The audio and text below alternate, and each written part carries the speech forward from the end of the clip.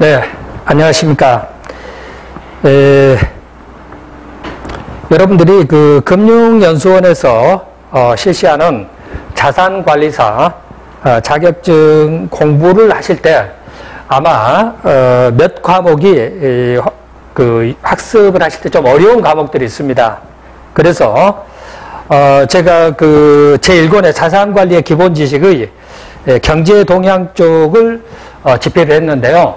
아마 경제학을 공부를 하셨거나 뭐 다른 자격증이라든지 이렇게 또는 대학에서 공부를 하신 분들은 이 과목을 공부를 하실 때 상대적으로 쉬울 수가 있습니다. 그런데 경제학 쪽을 전공을 안 하셨거나 공부를 안 하신 분들은 약간 전체적으로 이 그 자격증이 워낙 문항수 또는 범위 뭐 벌써 교재만 해도 상당히 여러 권이죠. 그래서 그걸 공부를 하실 때 굉장히 힘들지 않나 하는 생각이 듭니다.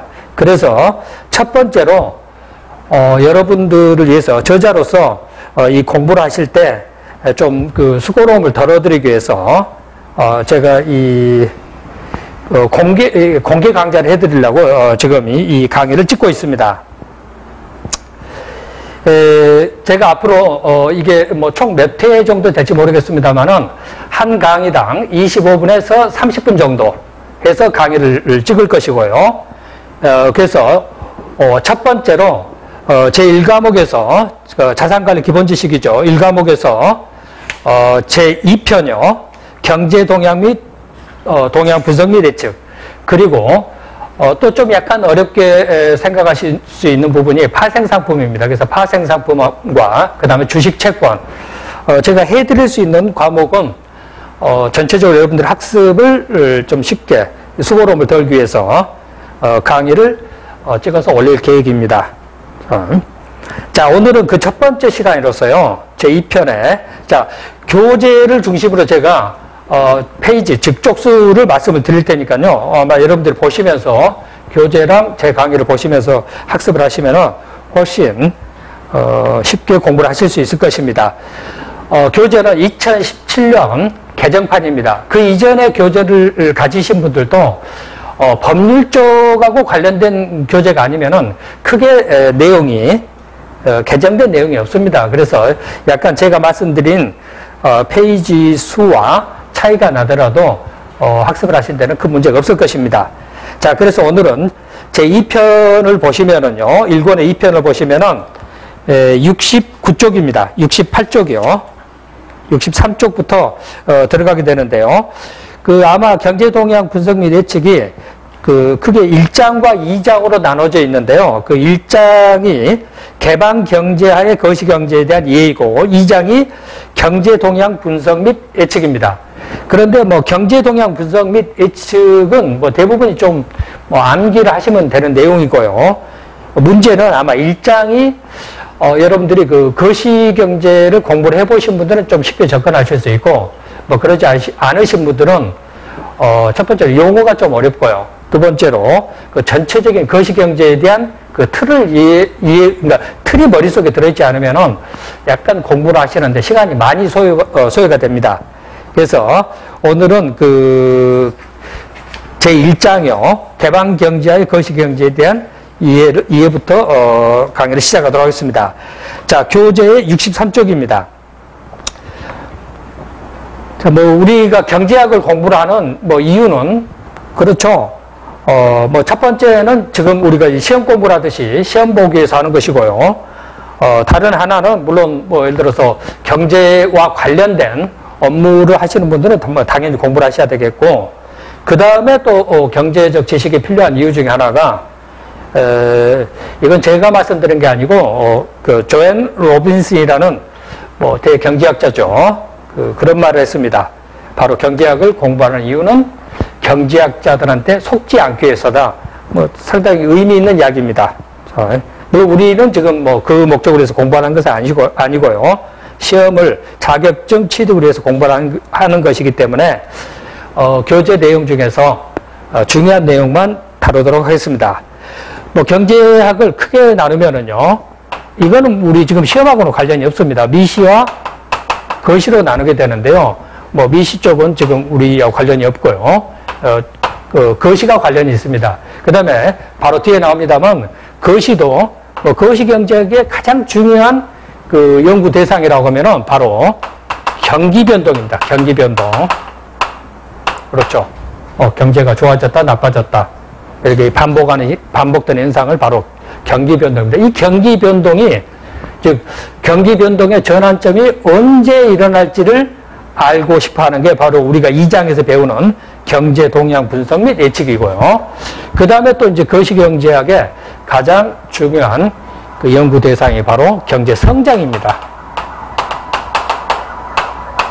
자, 이 교재에서는 뭐 경제 성장은 좀 장기와 관련된 부분이기 때문에 거의 다루지 않고 있습니다. 그래서 우리하고 지금 가장 관련이 깊은 거는 바로 경기 변동입니다. 그래서 지금 63쪽에 보면은요, 단기와 장기라는 말이 나오죠. 그래서 경기 변동은 주로 단기적 현상으로 간주를 하고요. 경제 성장은 장기적 현상으로 간주를 합니다. 그래서 우리하고 관련된 거는 바로 이 단기적 현상이요. 그래서 64쪽을 보면은요, 거시경제에서 단기와 장기, 이 단기와 장기라고 하는 것은 어떤 그 우리가 뭐 시간에 의해서, 즉 뭐 달력을 기준으로 해서 나누는 것이 아니고, 거기 보시면은요, 단기는 거시경제 변수 중에 일정 변수가 고정되어 있다고, 즉 변동하지 않는다고 가정했을 때를 보고 단기라고 그러고, 모든 거시경제 변수가 다 가변 변수, 즉 이 시간의 흐름에 따라서 변할 수 있다라고 가정하면은 바로 장기가 됩니다. 그래서 이 단기, 장기, 뭐 최장기 있습니다만은 그거 우리가 좀 거려 모르고요. 단기, 장기를 구분하는 그거는 좀 여러분들이 반드시 체크를 하고 넘어가셔야 됩니다.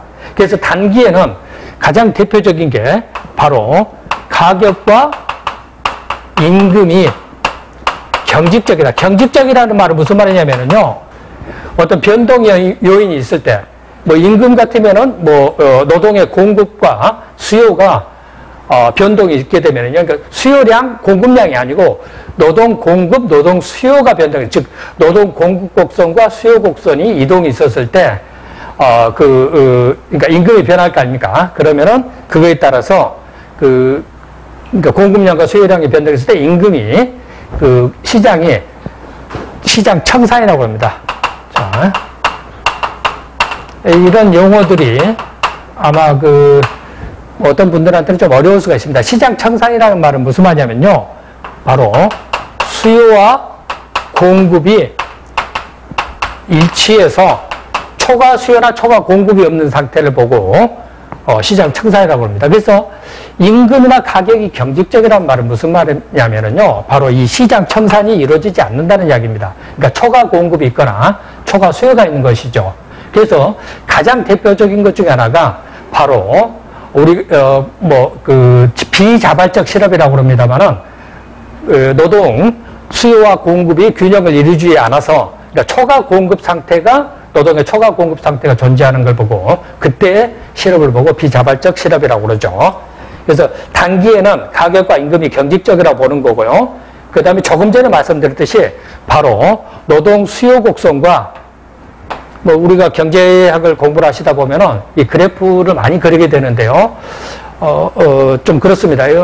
좀 그래프에 좀 친숙해지는 것이 공부를 하실 때 좀 도움이 되겠죠.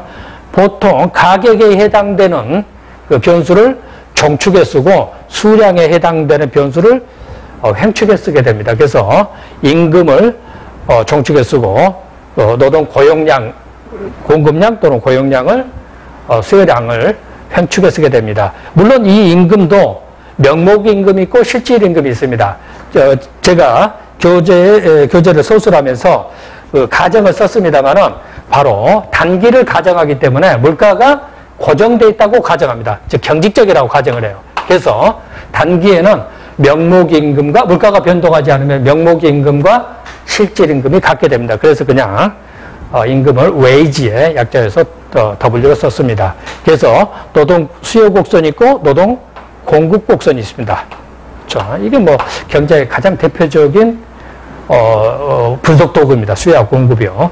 그래서 조금 전에 말씀드렸듯이 시장에서 이렇게 수요와 공급이 만나는 점에서 고용량과 임금이 결정이 되게 되면은 시장 청산이 이루어집니다. 그러니까 초과 수요, 초과 공급이 없게 돼요.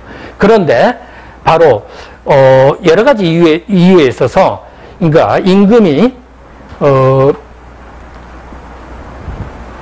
시장 가격보다 더 높은 수준에서 임금이 결정되게 되면은 노동 수요량은 이 정도가 되는데요. 노동 공급량은 이 정도가 됩니다. 그럼 이 정도에 바로 시장 청산이 이루어지지 않는, 즉 초과 공급 상태가 발생하게 되는데 이걸 보고 뭐라고 이야기를 했냐면 케인즈는 비자발적 실업이라고 이야기를 했습니다. 약간 설명이 길었습니다만 아무튼 생산 요소, 가장 대표적인 단기의 가변 생산 요소는 가장 대표적인 요인이 바로 노동입니다. 그래서 노동시장에서 완전 고용이 이루어지지 않을 수 있다. 보시고요. 그 위에 똑같은 이야기입니다. 가격과 임금의 경직성이 단기 경기 변동을 설명하는 데 중요한 요소가 됐습니다.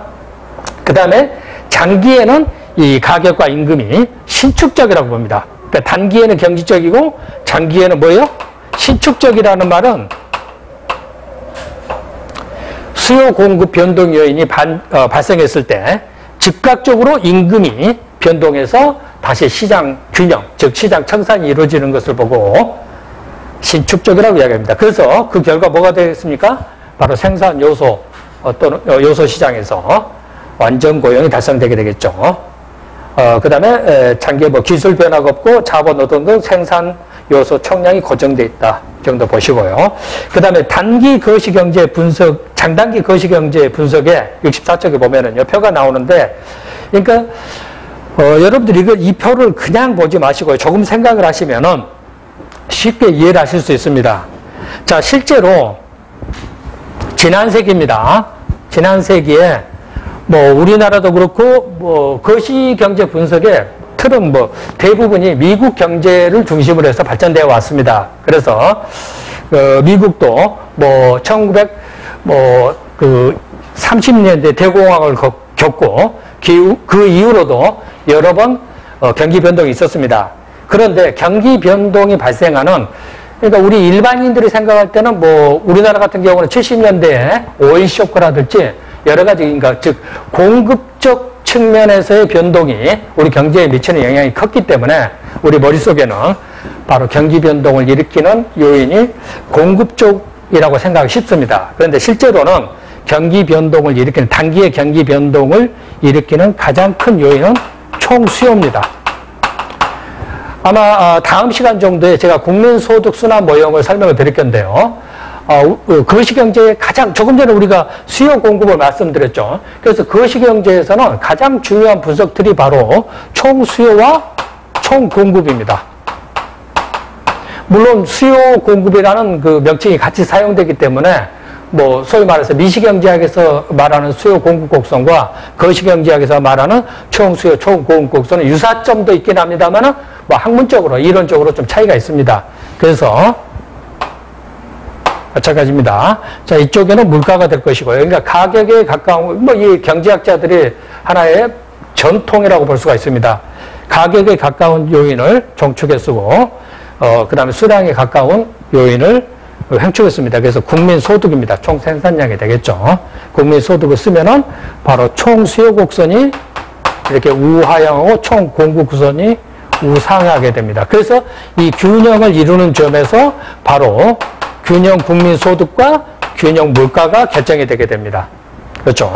그런데 조금 전에 말씀드렸듯이 이 총 수요가 변동하거나 또는 총 공급이 변동하게 되면 국민소득이 변동하게 되겠죠. 물가도 변동하게 되고요. 그게 바로 경기 변동입니다. 그래서 주로 이 균형의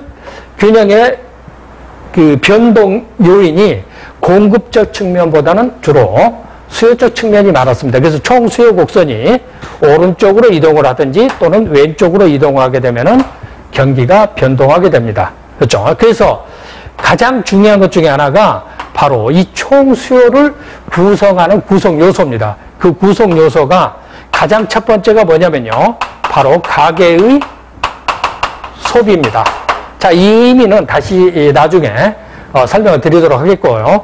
가계의 소비의 영향을 미치는 요인들이 있습니다. 이 요인들이 각종 시험에 자주 출제가 되고 또 시험 외에 실무적으로도 우리가 경기 변동을 예측한다고 했을 때 보통 이 국민 소득에서 그러니까 총 생산에서 차지하는 비중이 우리나라는 뭐 지금 뭐 최근에 보니까요 뭐 GDP 한 50% 정도 됩니다. 그 민간 지출이요. 거기서 뭐 가계 지출이 몇 %인지는 뭐 제가 정확히 지금 기억이 안 납니다만은 아무튼 미국 같은 경우에 이 가계 소비 지출이 한 60% 정도를 차지합니다. 이 말은 무슨 말이냐면요 경기 변동에 가계 소비 지출이 미치는 영향이 한 60% 된다는 이야기예요. 그래서 경기에 영향을 미치는 가장 중요한 요인입니다. 그래서 가계가 앞으로 소비를 늘릴 것인지 줄일 것인지 그게 굉장히 중요한 요인이에요. 그래서 가계가 소비를 늘리고 줄이는 것을 반영하는 지표들을 추적을 하는 것이 상당히 중요한 일이겠죠. 그래서 가장 대표적인 게 우리나라도 뭐 한국은행에서도 조사하고 여러 기관에서 조사합니다만은 바로 소비자 뭐 신뢰지수, 태도지수 이런 것들이 전부 가계가 앞으로 뭐 일정 기간 동안 또는 현재 경기에 대해서 어떻게 느끼는지를 지표로 나타내는 것들입니다. 그렇죠? 그래서 그 요인들을 파악하는 게 경기 변동에서 아주 중요하고요. 그 다음에 두 번째 구성 요소는 뭐냐면은 바로 기업의 투자입니다.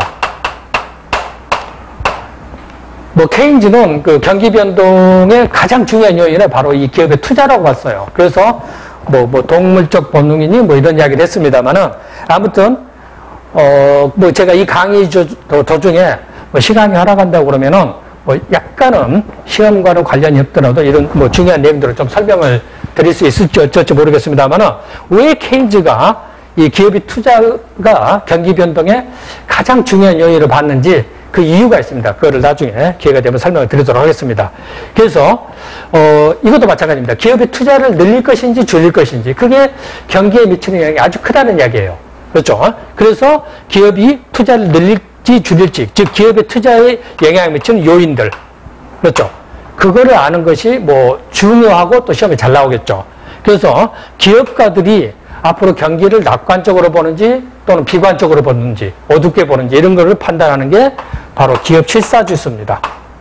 자, 그래서 나중에 이거 나옵니다만은 이런 것들은 주로 이제 설문조사를 해서 하는 뭐 조사 방법 지표입니다만은 아무튼 기업 투자가 있고요. 그 다음에 바로 정부의 재정 지출이 있습니다. 정부의 지출이요. 뭐 정부의 수입과 지출을 보고 뭐라고 하냐면은 바로 재정이라고 합니다. 뭐 우리나라도 마찬가지입니다만 미국이 80년대 이후로 계속 재정 적자를 보고 있죠. 뭐 무역 적자고 재정 적자요. 그래서 뭐 재정에 관한 부분요.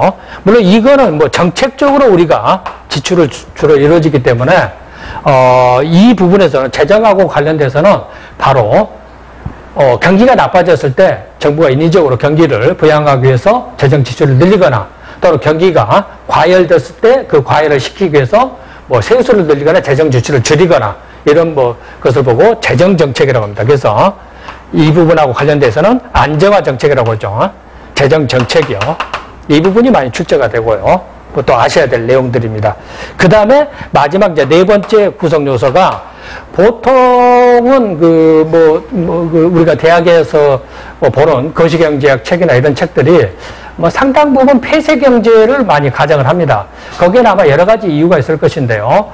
뭐 주로 거시경제에 대한 이론들이 미국 중심으로 되어 있기 때문에 뭐 그러지 않나 싶습니다만 특히 우리나라처럼 경제의 개방도가 높은 나라에서는 이 해외 부분이 차지하는 비중이 아주 큽니다. 자, 그래서 마지막 세 번째 총 수요에 영향을 미치는 요인이 바로 순수출입니다. 순수출. 순수출이라는 것은 무슨 말이냐면요. 바로 수출에서 수출 총액에서 수입 총액을 뺀 겁니다. 그래서 만약에 수출이 더 크면 어떻게 되세요? 경상수지가 흑자가 되고 수입이 더 크면은 적자가 됩니다. 같으면은 균형이 되겠죠. 그래서 거기 64쪽에 보면은요, 단기 거시 경제 분석 요인 중에서 뭐 총수요, 구성 요소, 집중 분석 그렇게 되어 있는데 이런 식으로 이해를 하면은 그 표를 아마 안 해오셔도 될 거고요.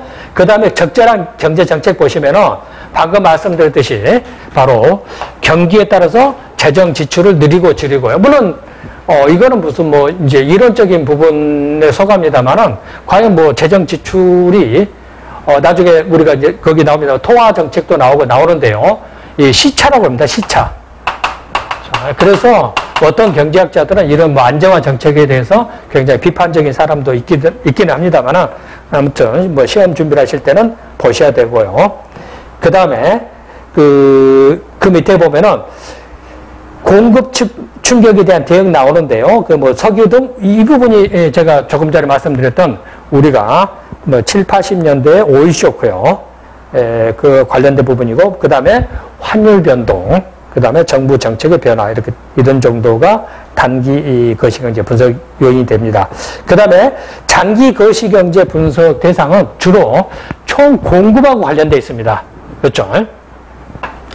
그러니까 총 공급은 무슨 말이냐면은 바로 한 나라의 생산 능력과 관련되어 있어요. 그래서 생산 능력을 늘릴 수 있는 뭐 여러 가지가 있습니다. 가장 대표적인 게 기술이 되겠죠, 기술. 그렇죠. 그 다음에 뭐 노동 인구요. 총 생산에 기여할 수 있는 뭐 인구라든지 또는 뭐 사회 간접 자본 이런 것들이 늘어나면은 총 공급이 증가하게 됩니다. 그 정도 보시면 되고요. 그 다음 65쪽에 보시면은 개방경제, 거시경제 모형이 나오는데요. 자, 통상 거시경제에 우리가 뭐 경제학 그러면은 가장 이제 분석의 대상의 중심점이 조금 전에 이제 제가 미시드 경제도 그렇고 거시경제도 그렇고 수요와 공급이라고 그랬습니다. 물론 거시는 뭐 총수요, 총공급이라고 그러죠. 뭐 총수요, 총공급과 수요 공급의 차이점은 뭐 관심 있으신 분들은 경제학 책 보면은 되고요. 자, 바로 수요 공급이 만나서 균형 가격과 그 거래량이 결정되는 것을 보고 뭐라고 하냐면 그 기구를 보고 시장이라고 이야기합니다. 시장. 그래서 주류 경제학의 가장 그 분석의 대상이 되는 것이 바로 시장이고 그 시장에서의 가격과 거래량입니다. 거래량. 그렇죠.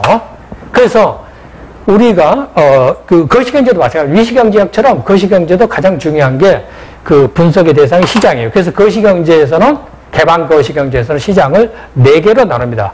그래서 첫 번째가 생산물 시장이에요. 물론 이런 용어는 뭐 여러 가지 용어로 씁니다. 그렇죠? 그래서 뭐 저는 간단하게 그냥 생산물 시장에 씁니다만 이 생산물 시장이 바로 총 수요와 총 공급이 만나서 뭐 하는 거예요? 국민소득. 이 용어도 지금 제가 나중에 설명을 드리도록 하겠습니다. 국민소득과 총생산. 그러니까 같은 말을 여러 가지 용어로 사용합니다. 참 어려운 거죠, 그게요. 국민소득. 그러니까 다시 말해서 총생산입니다. 총생산과 물가가 결정이 됩니다. 그렇죠. 그 다음에 두 번째가 요소시장입니다. 생산 요소로 말합니다. 그래서 우리가 생산 요소를 뭐 가장 대표적인 게 우리가 토지라고 합니다. 토지. 이거는 뭐 단순히 이 땅을 말하는 것이 아니고요. 우리가 자연에서 얻는 생산 요소를 보고 토지라고 이야기를 합니다. 즉,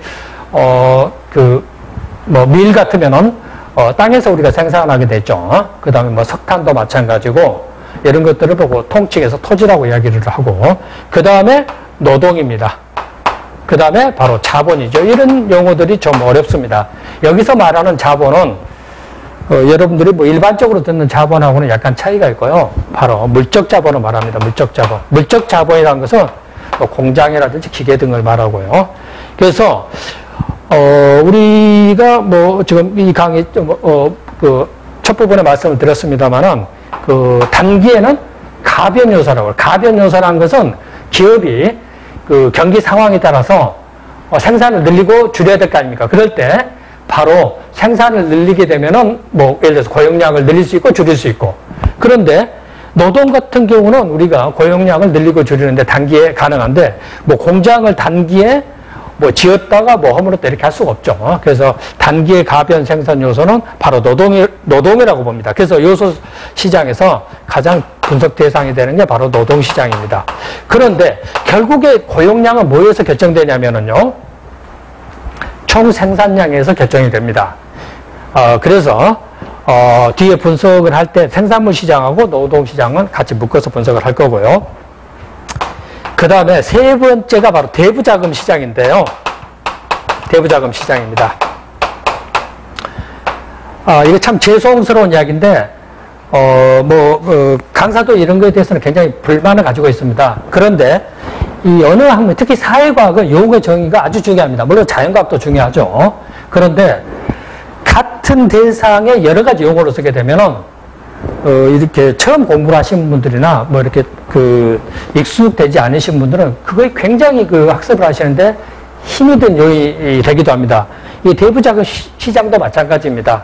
뭐 금융시장이라고도 하고 여러 가지 용어로 사용됩니다. 근데 제가 이제 대부자금 시장이라는 용어를 쓴 이유는 뭐냐면요. 뭐 뒤에 국민소득 순환 과정에서 말씀드리도록 하겠습니다만은 바로 가계, 조금 전에 우리가 국민 총수요의 4가지 구성 요소를 보셨죠? 거기서 가계가 있었고, 그 다음에 기업이 있었습니다. 그래서 거시경제에서는, 그러니까, 우리가 모형이라고 그러죠, 모형. 그렇습니다. 뭐 자연과학에서도 모형이라는 말을 많이 쓰죠.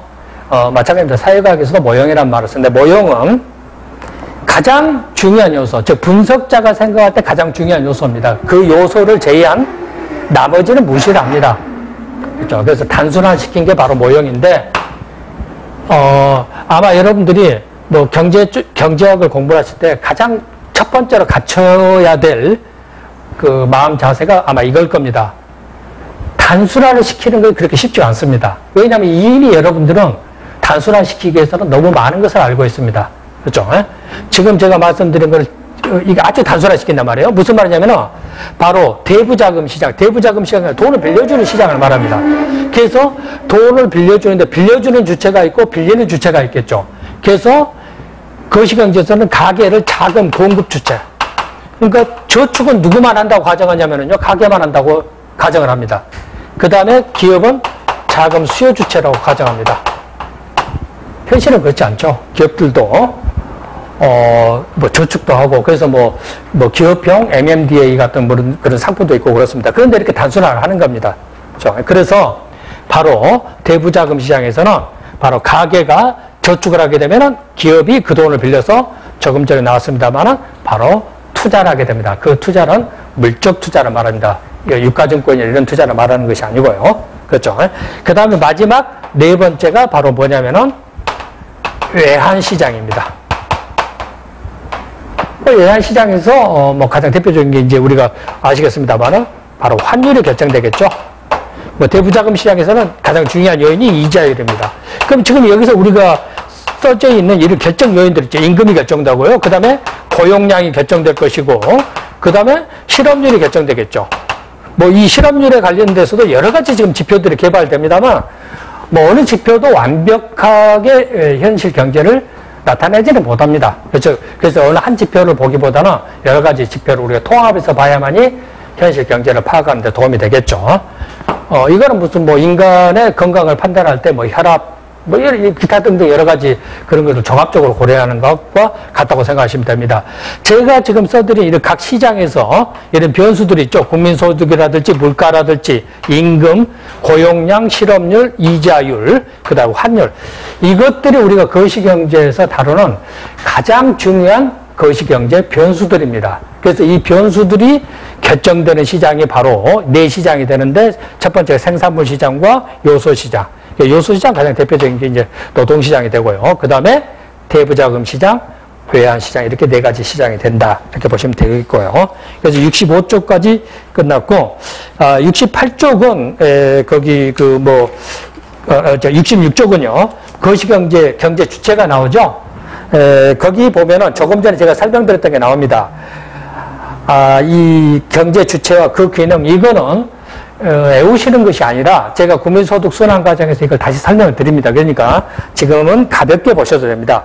가계 부분이 가장 중요한 기능이 뭐냐면요, 바로 소비 주체입니다. 그 다음에 조금 전에 말씀드렸듯이 공급 주체고요. 이 2가지를 아시는 게 가장 중요하고, 또 요소시장, 노동시장에서는 가계가 요소 공급 주체가 됩니다. 이게 약간 이해가 안 되실 수가 있습니다. 왜 그러냐면은 노동은 가게가 공급한다고 그러더라도 자본이나 뭐 토지는 기업이 소유할 수 있지 않느냐라고 생각하시기가 쉽습니다. 그런데 뭐 주식회사를 가정한다고 했을 때 기업의 주인은, 즉 주주는 가게입니다. 그래서 간접 소유한다고 생각하시면 이해하실 수 있을 거고요. 그 다음에 세금도 세목이 아주 많죠. 그런데 세금은 가계에 소득세만 있다고 가정을 하십시오. 그 다음에 기업은 가장 중요한 기능이 뭐예요? 생산입니다. 생산. 가계는 뭐예요? 소비고. 그렇죠. 그래서 조금 전에 말씀드렸지, 가계가 소비를 늘릴지 줄일지, 기업이 생산을 줄일지 늘릴지. 그래서 소비하고 관련된 게 바로 소비자 감성지수, 생산하고 기업이 생산을 얼마나 늘릴 것인지가 관련된 게 바로 BSI라고 합니다. 이런 용어에 조금 너무 신경 안 쓰셔도 됩니다. 나중에 다시 설명을 드립니다. 자, 기업 부분 보면요.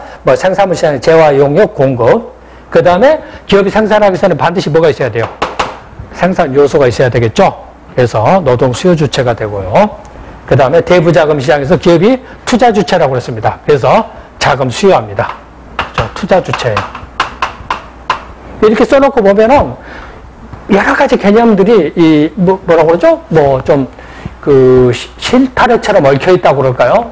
그렇게 해서 처음 보신 분들은 굉장히 좀 복잡하고 어렵게 생각하실 수 있습니다. 그런데 제 설명을 쭉 따라가다 보시면은 그렇게 쉽지는 않다고 하더라도 어렵지는 않습니다. 그렇죠?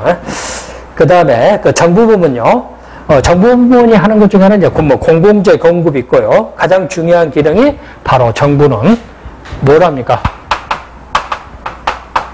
그러니까 조세를 징수하고 세수요. 그 다음에 재정 지출합니다.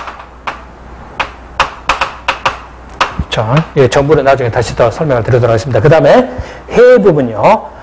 수출과 수입이 있고, 그 정도 보시면 되고, 물론 중앙은행을 저는 이렇게 따로 분리해서 했습니다만은, 중앙은행이 워낙 지금 경제에서, 거시경제에서 차지하는 비중이 크기 때문에 따로 분리를 했습니다. 그래서 중앙은행이 가지고 있는 가장 중요한 기능이 거기에 나와 있습니다만은, 바로 통화량을 공급할 수 있고, 통화량을 조절할 수 있고, 또 이자율을 조절할 수 있다. 그 정도 보시면 되고요. 그 다음에 아마 이거 오늘 첫 번째 강의에서 마지막 부분입니다만 그 67쪽은 그냥 제가 이 교재를 집필하면서 어떻게 보면은 그 뒤에 나올 내용에 대한 뭐랄까요? 일종의 비판이나 이런 거를 피하기 위해서 제가 가정을 써놨어요. 그래서 이 부분 한번 그냥 읽어보시면 됩니다. 그래서 앞에서 말씀드렸듯이 지금 이 교재는 장기보다는 단기를 가정하고 있습니다. 그래서 단기를 가정하면은 기억을 되살려보세요. 단기에는 뭐라고 그랬어요? 바로 임금과 가격이 경직적이라고 그랬죠. 잘 변하지 않습니다. 그래서 물가가 고정됐다고 가정하는데 그래도 우리가 이제 명목 변수하고 실질 변수를 구별할 때가 있어요. 구별할 필요가 있을 때가 있습니다. 그럴 때는 물가 변동을 고려하게 되면 명목 실질을 구별한다. 그 정도 보시면 되고요. 그 다음에 나머지는 보시고 그 다음에 단기에 답안을 보면은요. 실물과 화폐의 교환 비율은 1:1이라고 가정하고 이것도 이유가 있습니다. 제가 국민소득 순환 과정에서 이게 화폐의 흐름과 실물의 흐름을 1:1로 가정하면 여러분들이 이해하시기가 쉬우니까 그렇게 가정을 했습니다. 나머지는 됐고요. 그 다음에 라번하고 마번은 간단히 설명하고 첫 번째 강의를 마치도록 하겠습니다.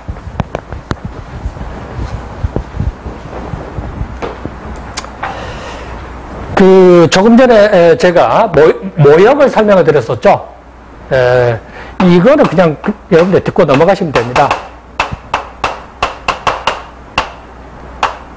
라틴어로요. 세트리스 페리버스라고 합니다. 영어도 어려운데 라틴어를 씁니다. 좀 나쁜 사람들이죠. 이거는 무슨 말이냐면요. 분석자가 관심 있는 변수 외에는 무시하는 겁니다. 아주 쉽게 말씀드리면은요.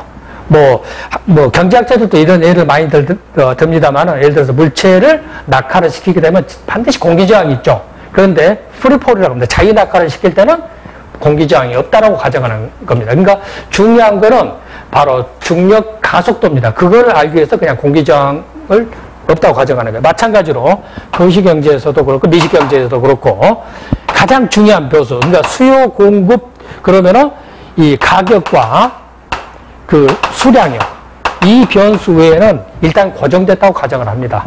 그렇죠? 근데 수요 공급에 영향을 미치는 이 변수들만 있는 것이 아니죠. 그래서 이 분석 대상이 되는 가장 중요한 변수를 보고 내생 변수라고 합니다. 뭐 정확히 정의하면 모형 안에서 결정되는 변수라고 하는데 그렇게까지는 아실 필요 없고요. 그 다음에 이 내생 변수를 제외한, 그러니까 그 분석 대상 밖의 변수들을 보고 외생 변수라고 그래요. 이거는 지금 현재 우리 시험하고 관련 없습니다. 그래서 이런 용어들이 나오기 때문에 알아두시고요. 그 다음에 마지막으로 환율은 가격 표시 방법으로 모두 표시를 했습니다. 이게 참 환율이라는 게 간단한 것 같으면서도 좀 어렵습니다. 그래서 다른 특별한 말이 없으면은 이것도 뭐 어떤 분들은 $1 환율이 아니다라고 이야기를 합니다만은 그냥 우리가 통칭 $1 환율이라고 합니다. 뭐 우리가 가장 중요한 게 달러니까요. 그래서 $1 환율이라는 것은 뭐냐면은 바로 이거를 말합니다. 이게 분수입니다, 분수. 그러니까 이 돈을 사기 위해서는 몇 달러가 필요하느냐. 그래서 이 교재 또는 앞으로 제가 설명을 하거나 아마 여러분들이 보시는 시험도 전부 $1로 $1 환율을 이거 보고 이제 가격 표시 환율이라고 그럽니다. 뭐 그 밑에 나옵니다만은 주석에 보면은 뭐 자국 통화 표시 환율, 지급 환율이라고도 한다 보시고요. 자, 첫 번째 강의는 여기까지 마치도록 하겠습니다. 다음 시간에는 생산물 시장과 노동 시장을 하면서 국민소득 순환 과정이 있는데 아마 두 번째 강의에서 여러분들이 거시경제, 즉 개방경제의 거시경제에 대한 모형을 이해하시는데 굉장히 도움이 되지 않을까 싶습니다. 첫 번째 강의는 여기서 마치도록 하겠습니다. 수고하셨습니다.